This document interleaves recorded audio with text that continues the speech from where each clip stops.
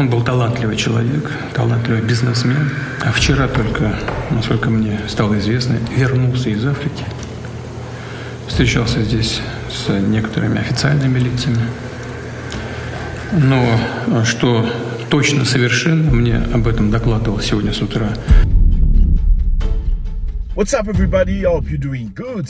It's a beautiful day. It's summer over here. Beautiful, you know, people are out with short and mini skirts and stuff. Yeah, it's crazy. I hope you're doing great. Thank you very much for stopping by. Very much appreciated. I salute you, South Africa. Salute you, Kenya. Hi, Johannesburg. Thank you very much, Uganda. Thank you very much, Nigeria. Ghana, I see you. Liberia, Namibia, Somalia, Sudan, Ethiopia. Thank you so much for stopping by. Botswana. Thank you so much, Lesotho. Very much appreciated. Jamaica, Southern America, everybody all across Brazil. I know a lot of Afro watching us from the United States and the United Kingdom. You very much appreciate it. From Canada. Thank you so much. Thank you. So today we're going to talk about something very interesting. If this is your first time, please join us. Click on the button so we can make our voice much bigger. I already know we love each other. So just do the thing, you know, click on this button, then do this. Go, let's go. So today we're talking about Russia.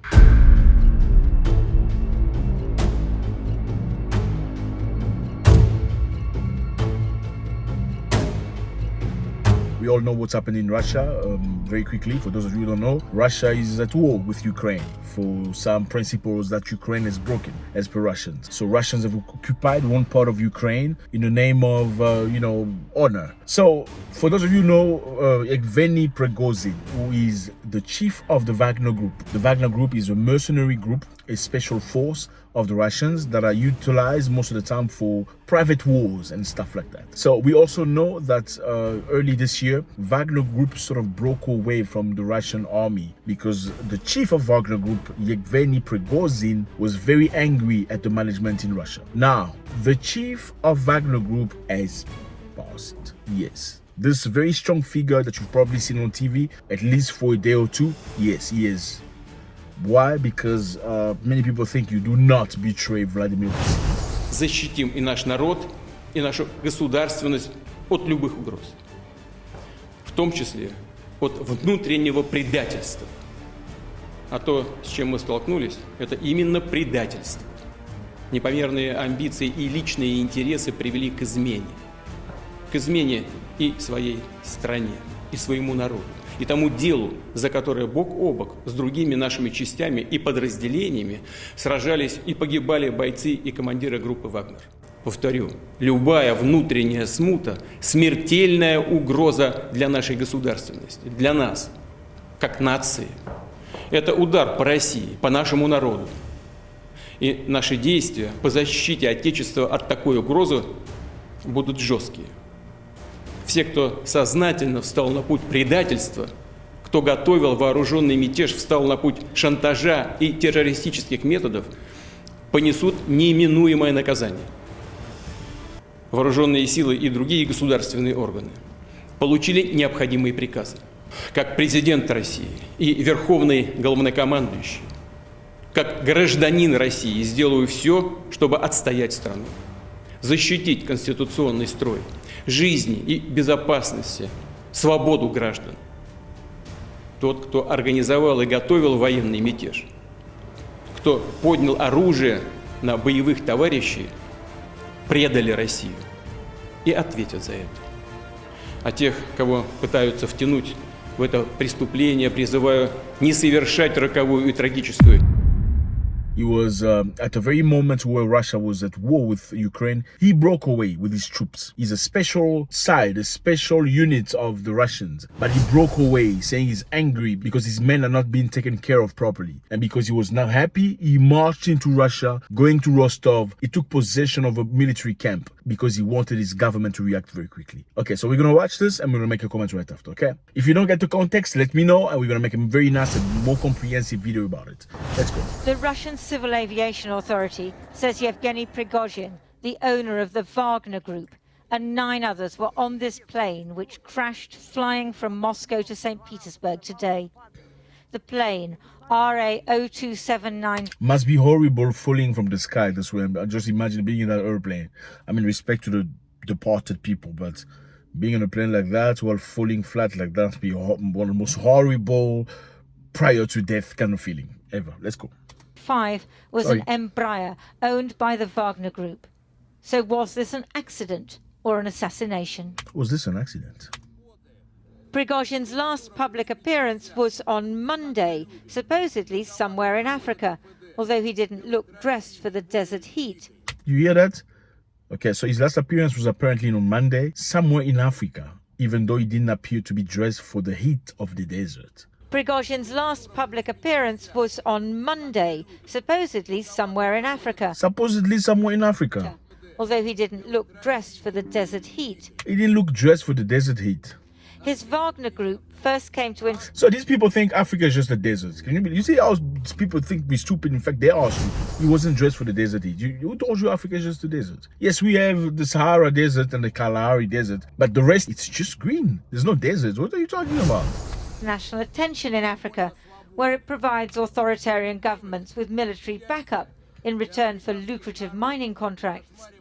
Prigozhin's mercenaries, many recruited from prisons, have been some of Russia's most effective fighters in Ukraine. Prigozhin recruits are prisoners, and they are the most effective unit in Russia. Do you hear that? Listen to that again. Prigozhin's mercenaries, many recruited from prisons, Prigozhin's mercenaries, many recruit from prison, have been some of Russia's most effective fighters in Ukraine.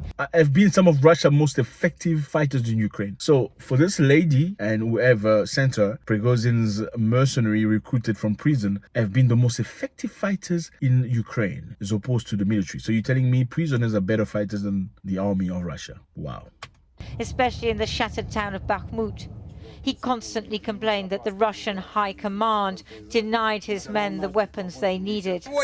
He seemed to be a licensed jester, someone who could criticize the Russian authorities because of his close relationship with President Putin.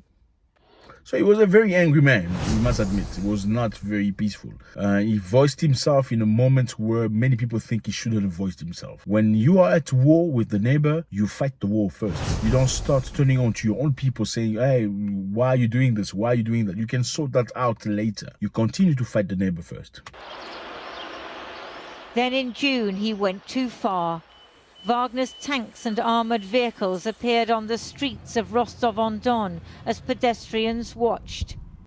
He went into his own country. His soldiers took up positions in the city centre. And the man himself was shown on his own Telegram channel, sitting between the Deputy Defence Minister and the Deputy Head of Intelligence, grumbling about the conduct of the war and demanding that the Chief of the General Staff come to see him. So he took over all Russian military base at a moment of war and fragility. Very dangerous move. We have come here and we want to get the Chief of General Staff and Defence Minister Shoigu. Until they're here, we're staying. We're blocking Rostov and going to Moscow. Very strong. We're going to Moscow. Very defiant. It was an attempted coup. Wagner missiles brought down 7 Russian military aircraft, killing 13 airmen. President Putin appeared on television saying he was in control. Putin was not happy at all. Any internal turmoil is a deadly threat to our statehood. Any internal turmoil is a deadly threat to our state. It's not the right time to have internal turmoil.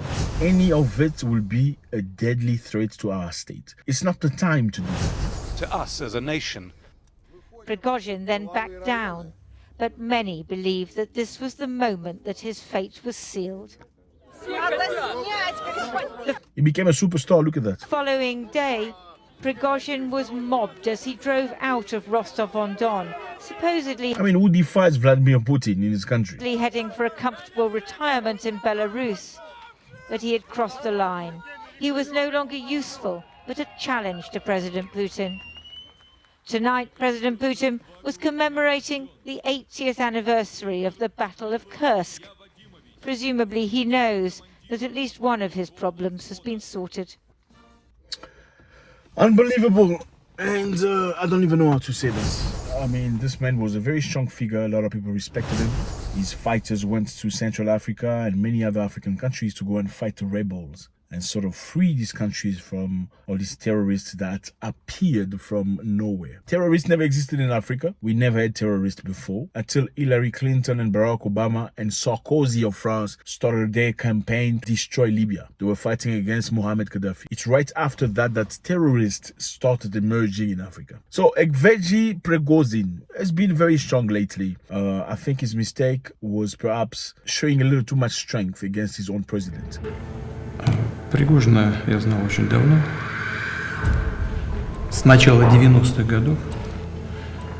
Это был человек сложной судьбы, и ошибки у него были серьезные в жизни. И добивался он результатов нужных.